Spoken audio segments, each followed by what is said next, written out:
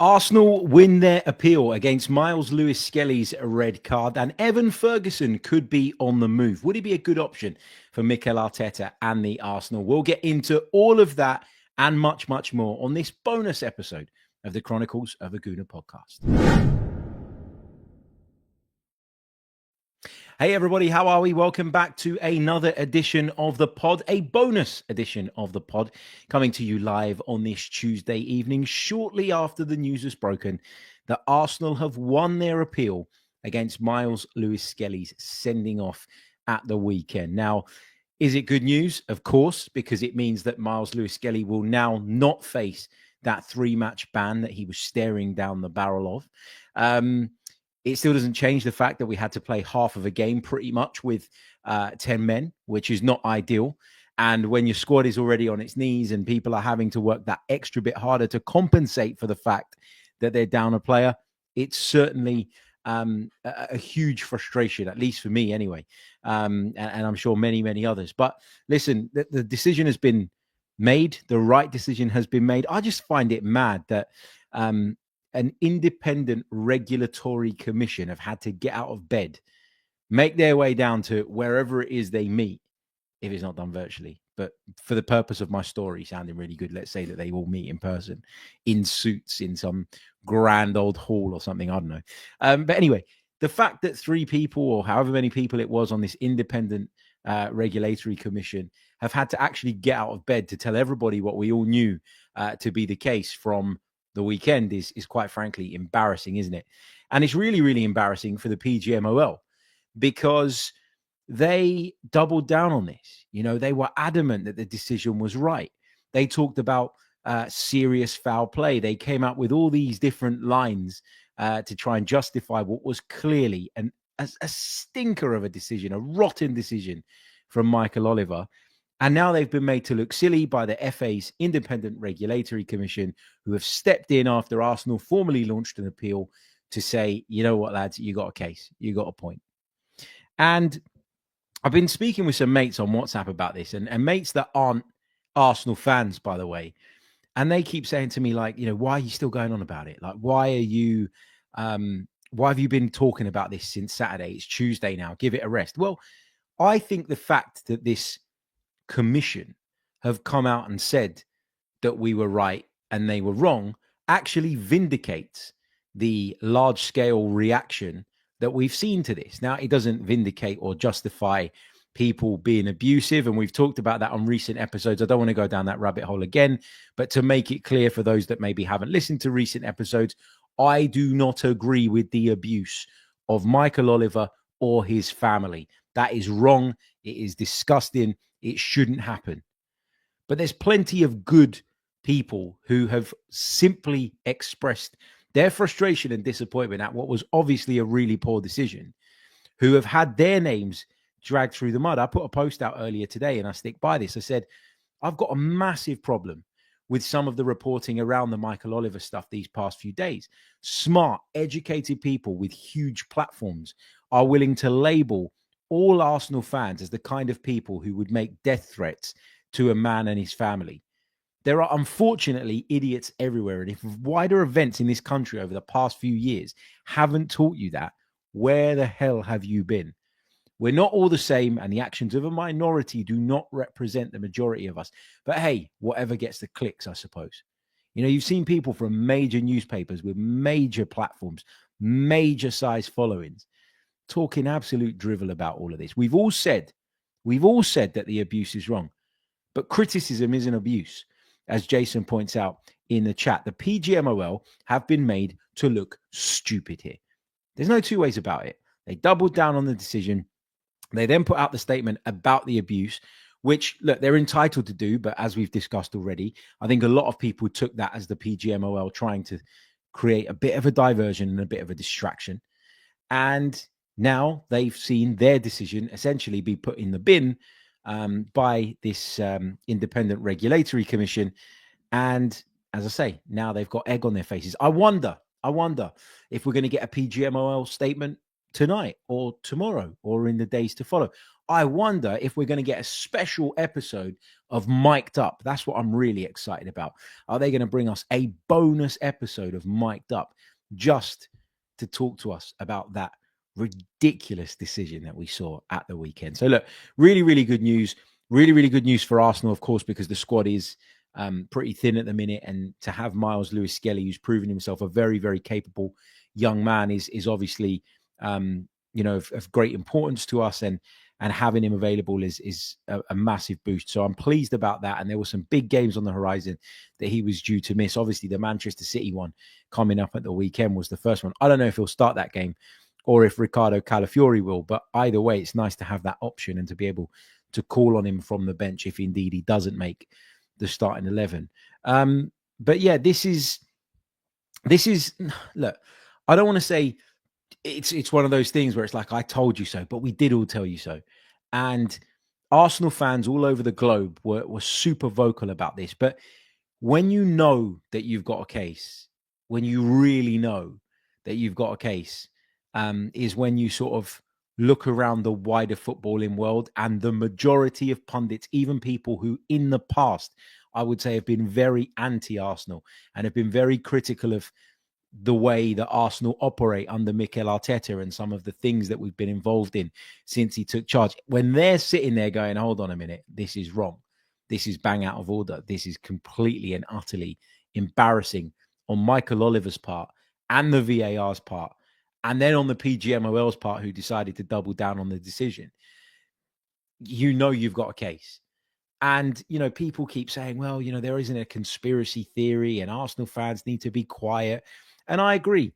It's probably not a conspiracy against Arsenal, but there's certainly something. It might even be just subconscious that is at play here when people are refereeing us, because it feels like we are being, we are being targeted.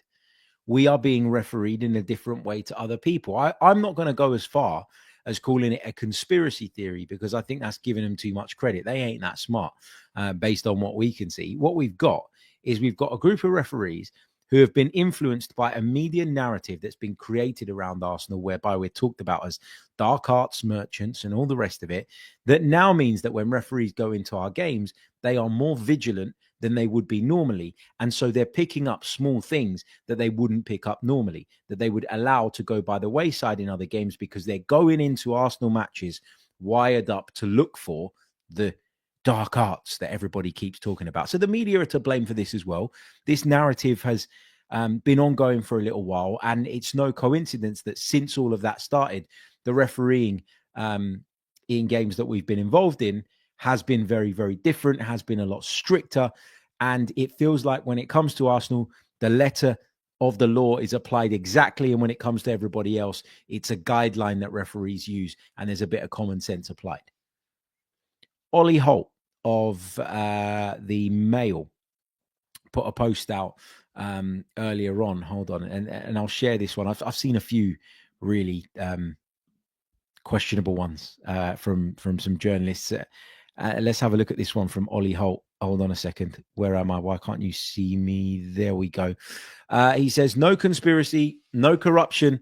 Lewis Skelly's tackle was cynical and dangerous and late and high. Showing a red, hardly an outlandish decision.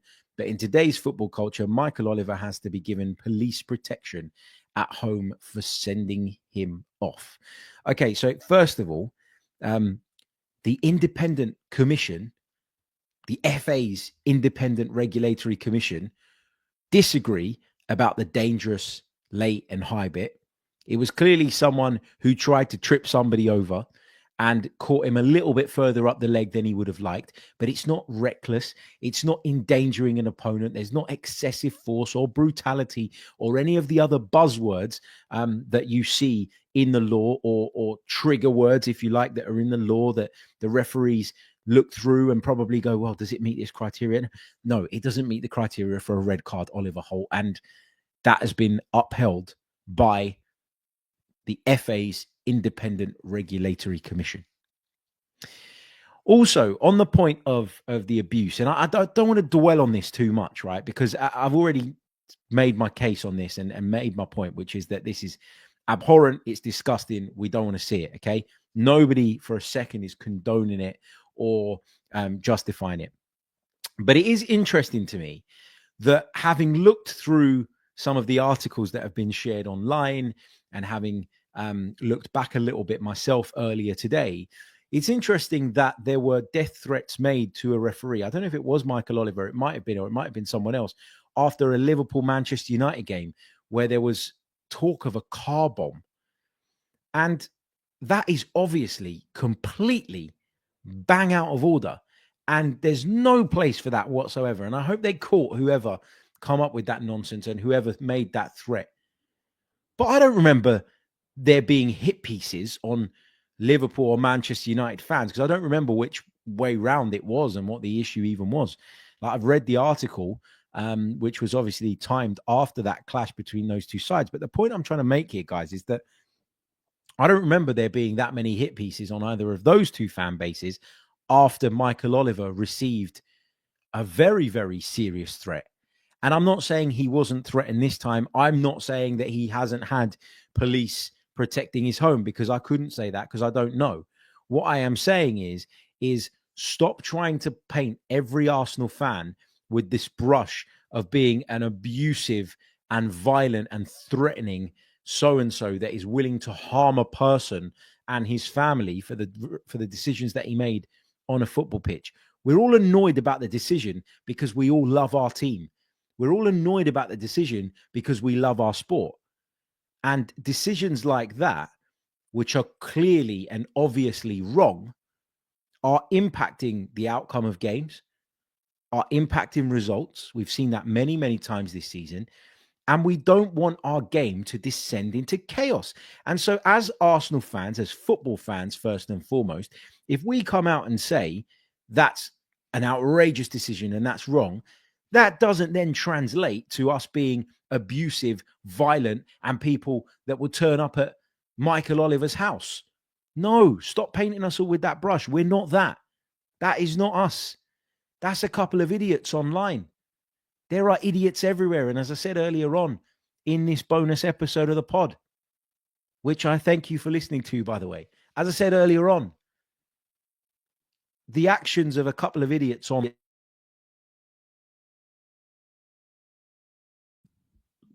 do not align with our feelings, do not align with the wider fan base's feelings. That's the truth of it. That's the truth of it. And if you haven't realized over the last couple of years, in particular in this country, and I can't speak for other countries because I don't live there, that there are idiots everywhere you turn, then I don't know where you've been living. People have become so vile in their manner, and social media has given people a platform to do that. And whilst I think social media is great, and it's given me so much over the years, and I'm so thankful for what it's given me, but it's also got its downsides. And its downsides are, and I've said this many times on the pod before, but I'll say it one more time for those in the back, it's given people a platform where they think they can say stuff that would get them a punch in the face in the real world. And that is not on. That is not on. Anyway, let's move on. Miles Lewis-Skelly now available to play in Arsenal's next 3 games, which is great news. An embarrassing moment for the PGMOL, a victory for Arsenal in terms of having that decision overturned.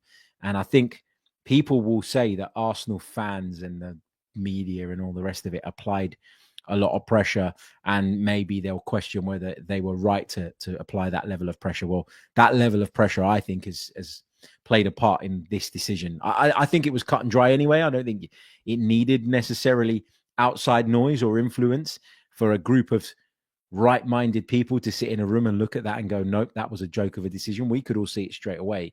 But maybe, just maybe, the pressure has played a little bit of a part. Now, I'm not saying that you should apply this level of pressure and that it should spill into abuse each and every time you disagree with the referee's decision. But we have objective decisions that the sensible ones among us can look at and dispute and argue and debate. But also we know deep down that there is kind of half a dozen and six of one and half a dozen of the other in some of those situations, and you have to accept sometimes they won't go for you. But this was obviously wrong. This was obviously ridiculous. This was obviously pathetic. And the fact that it then didn't get picked up by the VAR afterwards, I think, compounded the frustration, made it even worse. And so I hold the VAR, who I think was Darren England on the day, just as responsible, and his assistant VAR, whose name I don't know. But I hold them all three equally responsible for that shambles of a decision. They've all been left with egg on their faces now because the FA have stepped in and basically made it clear that the PGMOL, have embarrassed themselves. And that's what I like to see. Anyway, let's move on. Let's talk transfers on this Tuesday night. Lots of you in the live chat with us at the moment, which is great to see. Thank you all so much. Don't forget to leave a like on the video if you're watching us on YouTube at the moment, and subscribe to the channel if you're brand new, as well as we continue on our journey towards our next milestone. If you're watching us live on X right now, and I can see there are hundreds upon hundreds of you with us on X right now, thank you for being with us. Give it a like, share it, whatever. Follow the podcast page at TCOAG Pod. And I'd urge you to come over to the YouTube channel or subscribe to us on your favorite podcast platform. That way you'll never miss an episode. We've been streaming a fair few live on X lately, and we will do that for a little bit longer, but we're not going to bring you every single episode on the X platform. So if you fancy becoming part of the Chronicles of a Gooner family, supporting me to bring you more content, I'd really appreciate it. Come over to one of the other platforms, either a podcast platform or our YouTube channel. Just a quick reminder as well that tomorrow night, Wednesday night, I'm recording this on Tuesday night, so around about 24 hours from now, at 7:45 p.m., we are going to go live on the Chronicles of a Gooner YouTube channel for a full watch along of the game against Girona. We'll bring you a loose commentary of the game, something a little bit different to what you'd normally find on YouTube. But on top of that, we'll keep you across all the other scores because it's the final night of the league phase. There's going to be lots of twists and turns. I'm sure we'll keep you up to date with the live table whilst our focus is on the Arsenal game as well. So yeah, really looking forward to it. Haven't done one of these in an age.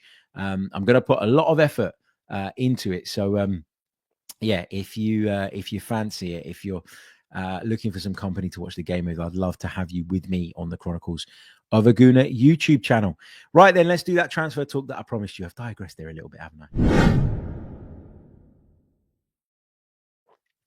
Okay, so one story that caught my eye a little bit earlier on today was the one regarding Evan Ferguson.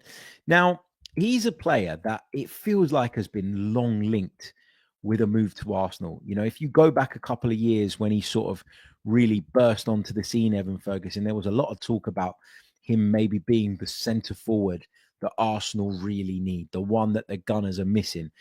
And I remember at the time thinking, you know what? He looks pretty good.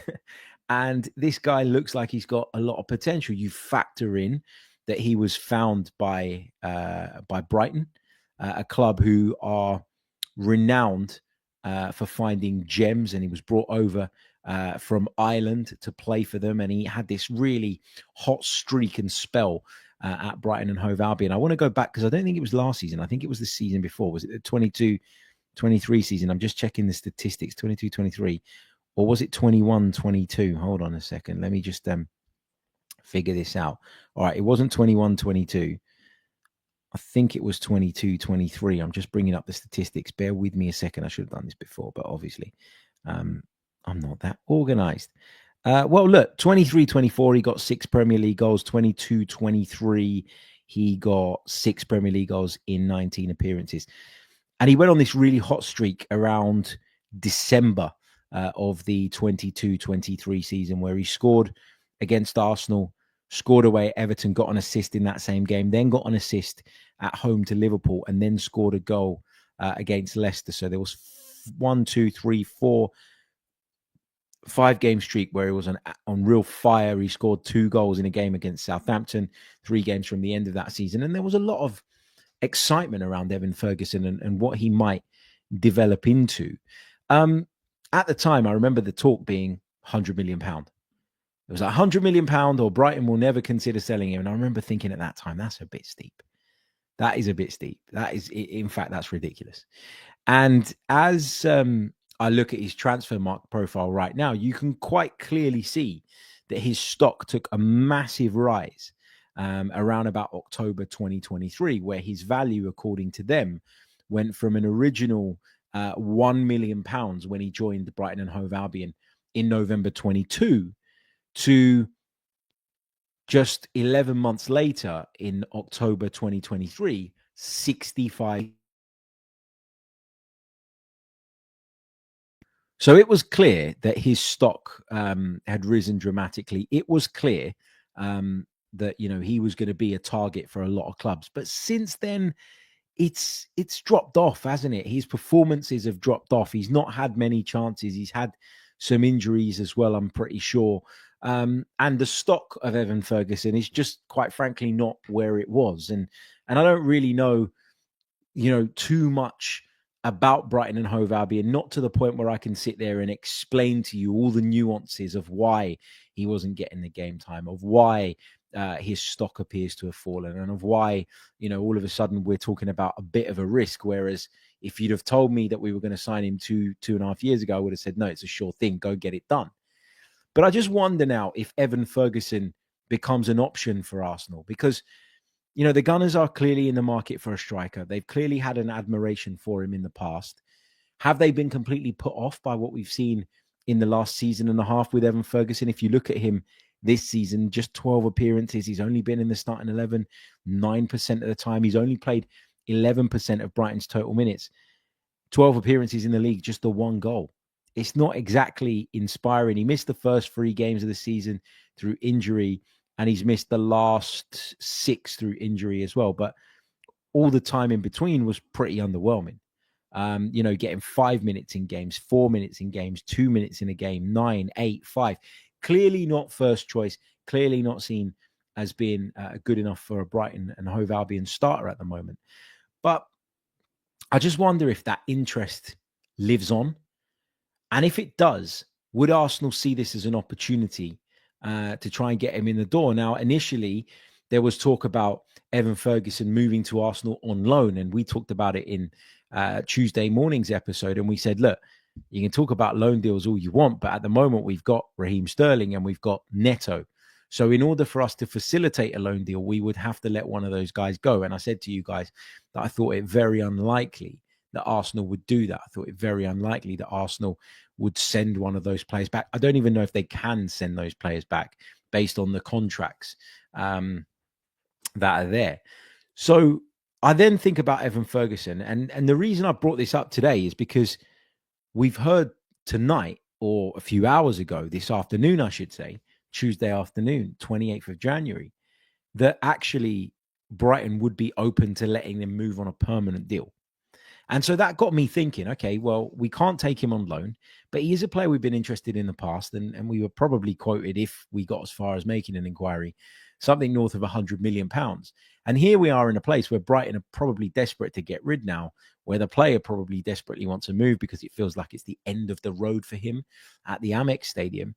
And I just wonder if sort of 25, 30 million might do it. And if it does, would that be a gamble and a risk worth taking? Because there's definitely something in there with Evan Ferguson. There's obviously been a drop-off, but there's definitely something in there when you look at how he broke into the side and what everybody was saying about him at that point. So I just wonder if it's something that might be considered if the price is right. I don't know. I'm just thinking out loud. Matthias Tell is another player that is being talked about this evening, because there was a report that dropped a little bit earlier on. I'm just going to try and find it. Hold on. Just to be clear, by the way, before you all start getting onto me in the live chat box, I'm not saying I would sign Evan Ferguson. I'm just saying, given the historic interest, given the fact that he is likely to be on the move and that Brighton are open to doing a permanent deal, which is the only way we could do it given our current circumstances, maybe it's something they'll consider. Matthias Tell, so the Bayern player, has decided to leave Bayern in January. According to Fabrizio Romano, Chelsea asked for him at the beginning of January, but there are more clubs also keen. The race is open. Could that be one that Arsenal are about to enter into? He's a left winger, just 19 years old. No goals yet in the Bundesliga this season. He's only made 8 appearances, very, very young. But I think everybody who's ever watched him play understands that this guy is a real big talent. Bayern brought him in from Stade Rennais back in 2021, and he's been there, back in 2022, and he's been there ever since. So, yeah, that's an interesting one. Just one to keep your eye on as well. Let's see what you guys are saying. Die Hard Gunner says, I love it when people come at me like this. Hold on, here we go. Harry, as an Arsenal mouthpiece, why is the club not buying Victor Osimhen? He has a release clause and is scoring for fun. Proven winner, big, physical, and dangerous. What is the problem? What's Victor Osimhen's release clause? What is it? Tell me. Because you've got this all figured out. So please enlighten me as to how much Victor Osimhen's release clause is. I'd like to know. Rai, the Italian state broadcaster, when they last reported a release clause for him, it was back in September 2024, and they put it at 90 million euros. 90 million euros is a lot of money, mate. So this idea that you can just click your fingers and do a deal at 90 million euros is a little bit far-fetched. Also, Victor Osimhen's dropped off. Let's not pretend he hasn't. Like, he's been playing his football at Galatasaray, with all due respect to them. Let's not pretend that Victor Osimhen is the same Victor Osimhen that won the Scudetto with Napoli. If you're worried about injuries as well, Victor Osimhen ain't got the greatest record. Die Hard Gunner then goes on to say, stop making stuff up, Harry. This is nonsense. We don't want Ferguson. We want Victor Osimhen. You, sir, want Victor Osimhen. I wouldn't mind Victor Osimhen, right? But I just don't know of any rumor. I don't know of any connection between him and Arsenal Football Club. So why am I going to sit here and tell you that there is? Why the hell am I going to sit there and tell you that there is? And apparently I'm lying. Incredible. I'm lying, yes. I wonder what, you know what? Let me, hold on a second. Let me just, because I'm Arsenal's mouthpiece, let me give him a quick call. Let me just mute my microphone. I'm going to give him a quick call. And if they give me permission, I'll tell you that we're going to sign Victor Osimhen. Will that make you feel better and sleep well tonight? Jeez, man. Incredible stuff. Incredible stuff. Tom says, depending on the price, Tell could be a shrewd move. I like the idea of Matthias Tell, because what I've seen of him, I've been really, really impressed by. But it doesn't fit in necessarily. And I'm not saying that, we have to take this as gospel, but obviously The Athletic reported on Tuesday morning that Arsenal were focused on a central striker more so than a wide player. Matthias Tell falls into the latter. He's definitely a wide player. It might be a market opportunity that the Gunners decide is worth pivoting to. I'm not disputing that.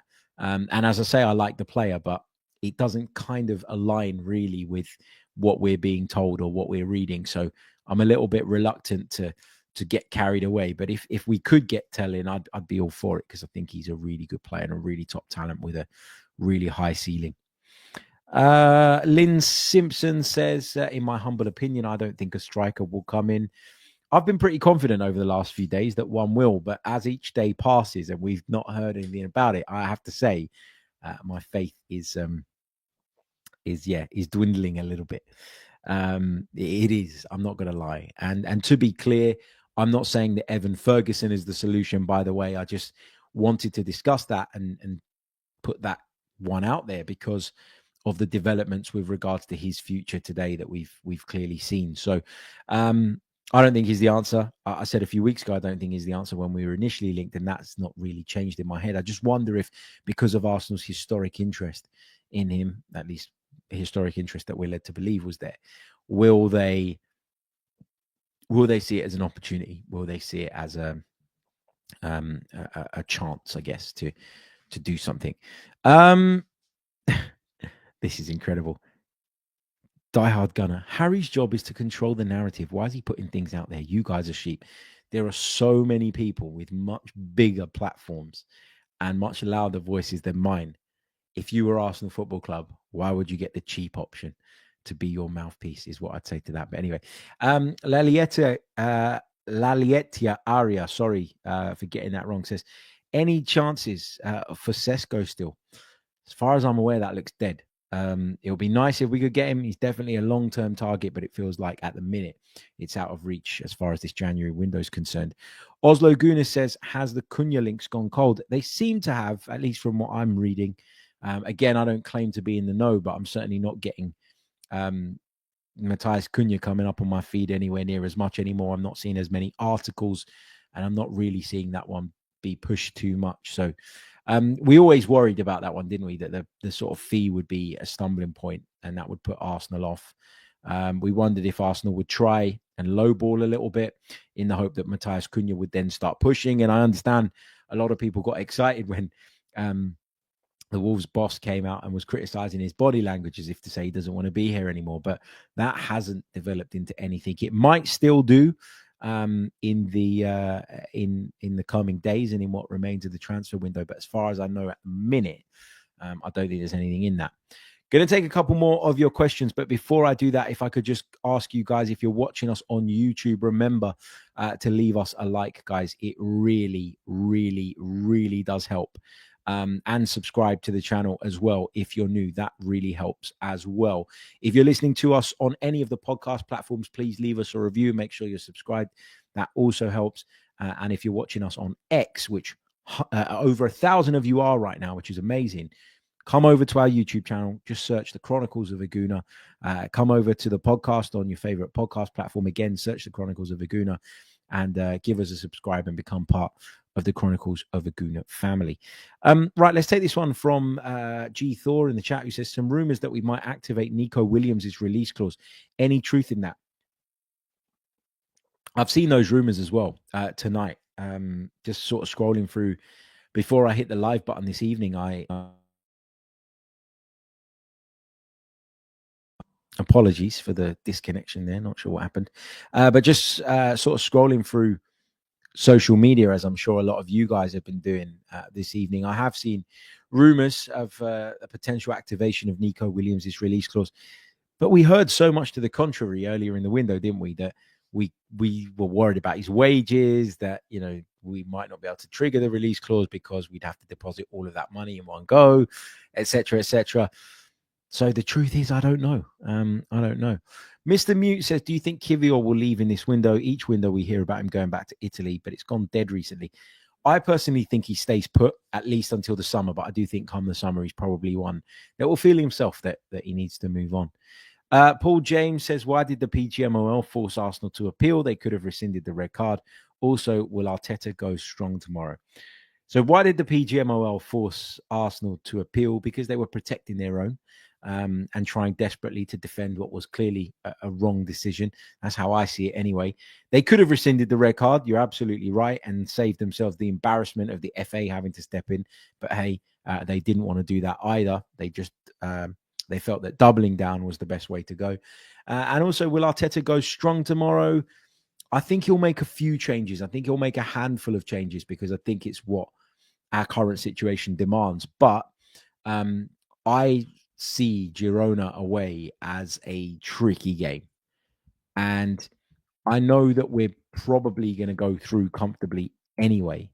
But if, you know, I read basically after the last game that there was like a really tiny chance that we could somehow crash out of the top 8, but it was almost improbable, right? So I'm not worried about progression, but from what I know of this new format, and it is a format that I, like you guys, am still trying to figure out and still trying to work out, it is very beneficial to finish higher up. So there'll be that sort of battle in Mikel Arteta's own mind, won't there, where he's kind of like, well, do I go really strong and risk not being at 100% for Manchester City to finish a couple of positions higher up, or do I make a few changes, weaken the team ever so slightly, but like sort of accept the risk of maybe falling a little bit further down the Champions League phase in order to have a fresh team? It's a tough decision for the manager to make. If he had a fully fit squad, then it's not an issue. You can make the changes without worrying about it too much. But we're not really in that position. I think we do weaken the side if we if we make changes. And I don't know what that looks like and how that impacts us at the end, I guess.